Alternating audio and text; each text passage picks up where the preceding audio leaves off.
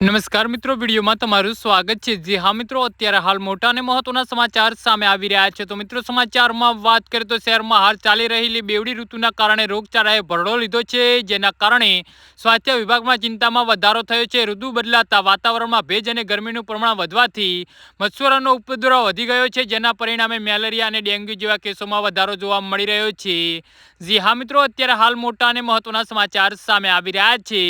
રાજકોટ શહેરમાં રોગચાળામાં વધારો। સ્વાસ્થ્ય વિભાગના આંકડાઓ અનુસાર છેલ્લા સપ્તાહમાં શહેરમાં પ્રાણીજન્ય રોગચાળામાં પણ વધારો નોંધાયો છે। જી હા મિત્રો, શરદી ઉધરસના 701 કેસ, તાવના 717 કેસ, ઝાડા ઉલટીના 126 કેસ, ડેન્ગ્યુના 4 કેસ, કમળાના 4 કેસ નોંધાયા છે। શહેરમાં સામાન્ય તાવ અને શરદી ઉધરસના કેસોમાં સંખ્યા 700થી વધુ પહોંચી છે, જે દર્શાવે છે કે મોટાભાગના લોકો વાયરલ ઇન્ફેક્શનનો ભોગ બની રહ્યા છે। જોકે ડેન્ગ્યુ અને કમળાના કેસમાં ચિંતાજનક સ્તરે પહોંચ્યા છે।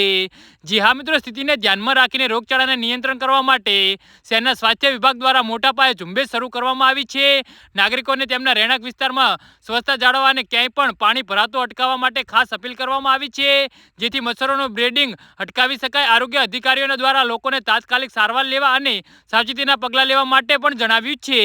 જી હા મિત્રો, તો આના વિશે તમારું શું કહેવું છે?